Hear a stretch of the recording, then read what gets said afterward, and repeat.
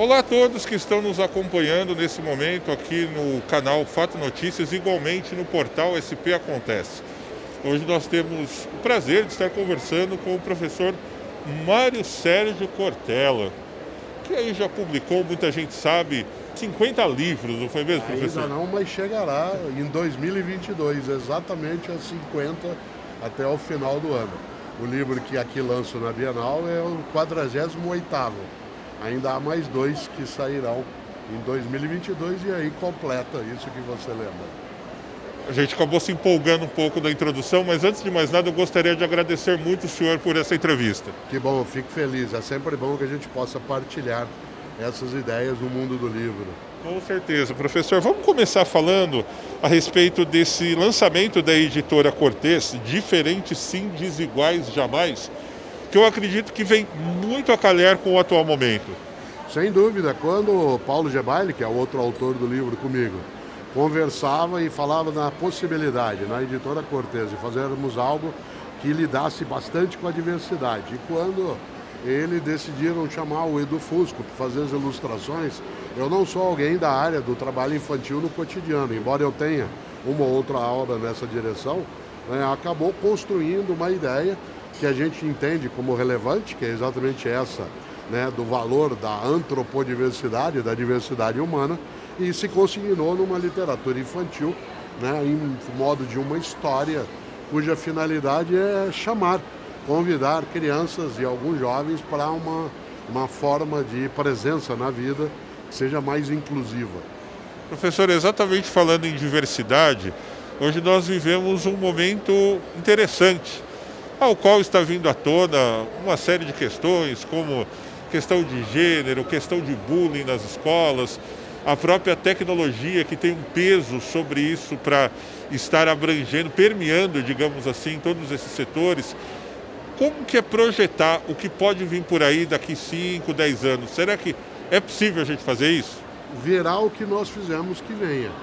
Se nós recuarmos, se nós nos apequenarmos, se nós acharmos que isso é assim e que a exclusão, a segregação, o afastamento é o modo de viver, assim será. Se uma parte das pessoas, tal como você e eu acreditamos, imagina que a vida deva ser inclusiva, que ela deva ser de percepção comunitária, em que a fraternidade ela não seja apenas uma palavra, mas uma vivência, aí não será. Né? De maneira geral, quando se diz assim, o que você espera, né, para 10 anos adiante? Eu digo, bom, se for esperar, eu nada espero, eu vou buscar, eu vou atrás, eu quero ter a esperança ativa.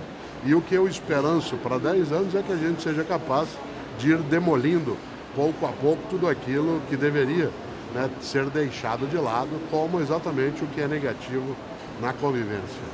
E quais os cuidados para não termos polarização? A polarização ela não é absolutamente excludente se ela for representação do conflito. O conflito é inerente à vida coletiva. O que não pode haver é confronto. Quando uma polarização se transforma em confronto, isto é, em exclusão, em esmagamento, em descarte, aí ela ganha um polo de negatividade.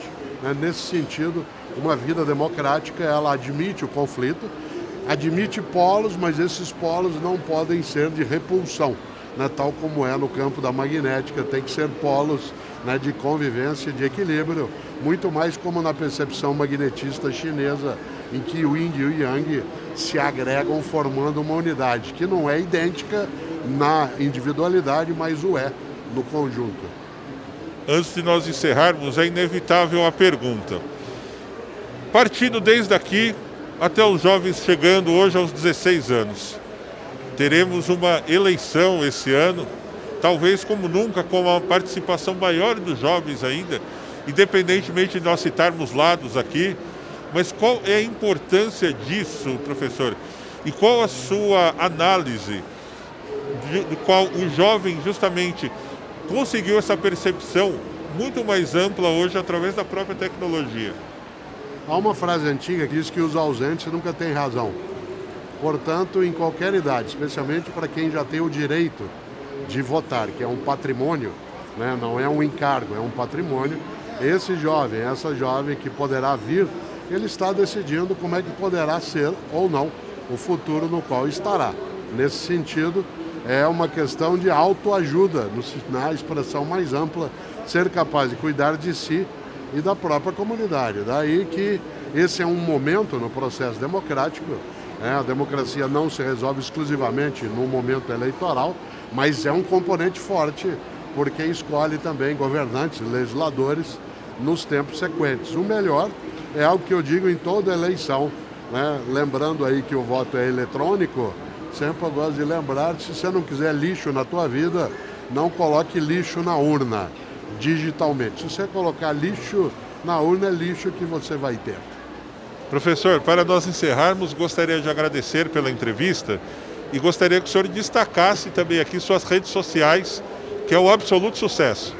Pois é, desde 2018 que eu entrei mais fortemente, hoje são 18 milhões, né, de pessoas. Claro, não são quantitativamente isso, porque muitas estão em várias redes, e uma das coisas boas é que as redes sociais ampliaram a minha sala de aula, que normalmente tinha 40 ou 50 pessoas, e agora ela ficou muito maior. Por isso, nas várias redes nas quais eu tenho presença, eu gosto de ter partilha de ideias, perceber, difundir e, acima de tudo, fazer aquilo que a filosofia tem de fazer, que é ajudar a pensar.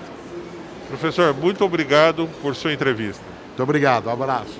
Então, com essas palavras do professor Mário Sérgio Cortella, que nós vamos ficando por aqui. Mas em breve nós teremos muito mais aqui na programação do Fato Notícias.